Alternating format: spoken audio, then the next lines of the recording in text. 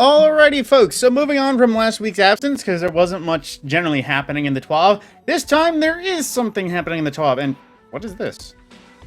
Okay, it's just a random lemur. Alright. Oh, I just closed. Okay, take two. Okay, so moving into some of the stuff they go on, now they do the usual bibble babble of just talking about, hey, it's the TWAB, let's get forward. So, with dungeons and raids, they wanted to specify that basically Roll Master level is going to be coming out, and when it does, it will be at 1580 with a seasonal cap of plus 30. So say next season we only have the pinnacle cap increase, it won't stay at 1580, it'll be updated to 1590 instead, and other things like that. So, you know, basically, if you wanted to go for it, yes, you could try, and if you did the challenge mode, also adept versions of the given weapon. So, and as well, they will be dropping next week on April 19th for Master Vow of the Disciple. So, if you need to make sure that you get the gear required to, you know, be able to do that, I'd recommend you do it and maybe spend some time in Iron Banner. Now, as continued, as people have been delving into things, they've also revealed more so the new Rotator system for seasonal and weekly categories for raids and dungeons and that sort of thing. So with each season, the newly released raid/dungeon content will grant pinnacle rewards for all encounters.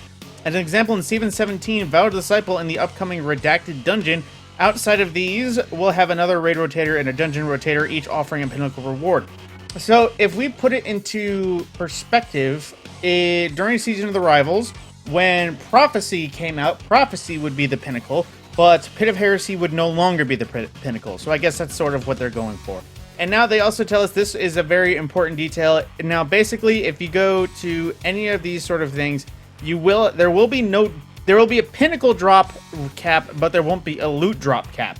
So if you wanted to go through the things, and regardless, the lockouts for encounter rewards on legendary gear, that does not include the exotics, so I don't think we'll be able to farm raid exotics at a random drop.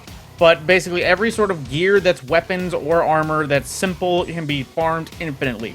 So if you're one of the people that hasn't gotten the Lubray's Ruin and haven't gotten it from Rolk at all, guess what? You can just farm Rolk now and get better chances at Lubray's Ruin when it comes by.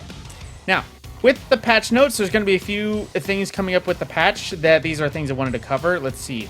Fix an issue that causes teams to incorrectly wipe during Master Wellspring when objective is completed with a few seconds left on the timer. Added a failsafe so carryable objects in both the ritual and boss phases of the Wellspring won't spawn out of bounds.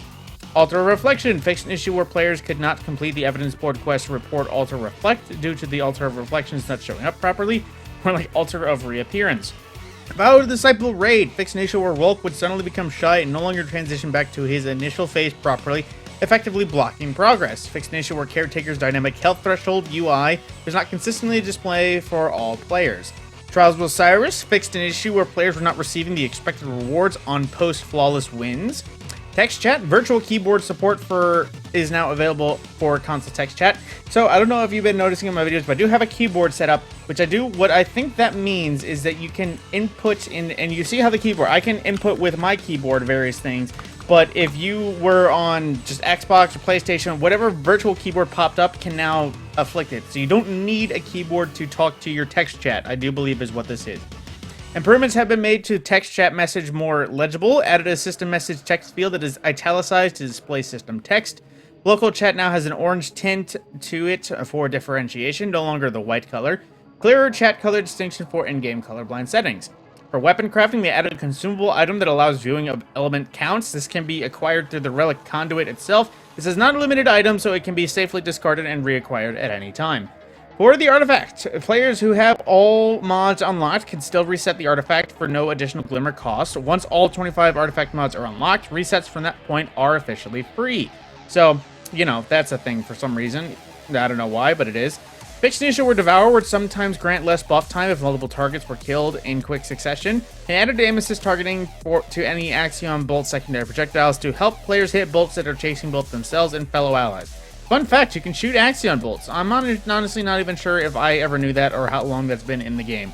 So, you know, you can shoot Axion bolts if they're chasing you in Iron Banner this week. Now, the upcoming patch will also take note of stability issues, crash fixes, Zer's wonky stats for his wares, Rahul's destination materials for sale will resume rotating at reset. These are just a few of the tweaks we can see that with next week's update. Now, Known issues right now. I mean, these are the things, but for specifically as of April 11th, 2022, Destiny 2 and its expansions, the Forsaken Pact, Shadowkeep, and Beyond Light, left Xbox Game Pass for PC in the Microsoft Store. Players who were accessing the Destiny 2 DLCs through Xbox PC Game Pass will need to purchase them to maintain access to this expansion.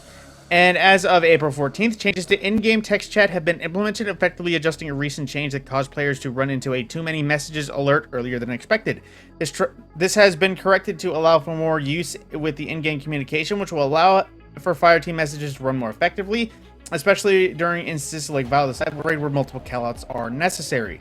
And for the active time, basically it's the usual active ups and down times for our hotfix, and below is a list of known issues that are scheduled to be resolved with said update. The Synaptic Fanatic Triumph, which does not trigger on all characters. Lucent Executioners in the Throne World are not rotating daily and have been stuck in Fluorescent Canal, blocking Ascendant Bounty Hunter Triumph. The Combo Tracker and Wombo Tracker Ghost mods do not track Throne World chests. The new machine on guns are on gear persist permanently. The seasonal curated shotgun Reckless Endangerment cannot be reacquired from collections after a dismantle, and the Warlock Devour timer isn't consistent when killing multiple enemies over killing a single enemy. Now, the Clever Emblem Grant. This is basically more stuff for the contest mode of Vow of the Cyber Clear. If you have not gotten it, you can expect players who have officially qualified to receive said emblem during the week of April 19th. Now, there are some lingering issues about people not getting emails, even when going through troubleshooting steps they have listed here, which is a link for the options of how to fix it. The team is still looking into the said issue and are actively tackling the problem head-on. We'll provide an update on next step for emails as soon as able. For a full list of emergent issues, the usual known help article, and the help forum for submitting issues. And that is pretty much the most of the important stuff for the TWAB, and some cursed images and some pretty cool fan art from both sides of the contest war, even though obviously Godzilla is my side. But I have some sad news for the folks that wanted Godzilla hunters and all that sort of thing. Officially, Team Mech has won with 52% of the votes. Now, while I'm of course extremely disappointed that Team Monster lost because, you know, I wanted my Godzilla hunter, I am surprised at that variety. I honestly assumed it would have been a landslide, but I guess there was a lot more people like me that saw that the mechs were really, honestly, a boring idea. Sure, mech armor is cool, but in this style, not very. Not very at all. But, of course, Monsters will probably have another swing at next year. Hopefully they don't do something that's cooler, and who knows? I'm honestly fine with just exactly this armor set. Now, the Godzilla set could get a revamp depending on what the next Godzilla movie does, but you know, that's just me nerding out at some things. So that's pretty much everything. They do reiterate, keep in tune for weekly TWABs for more information, what's coming down the pipeline, including more weapon changes and new Gambit labs and more. That is the end of the TWAB. Everything left to us in Destiny. And honestly, I saw a post where it said, why don't we just take the Godzilla armor and put it in the mech set? And the entire Destiny community happened. And I remember seeing that and thinking, you know, that could literally end world hunger. But with that, my name is Matt Scorpion, and I will see you in the next video.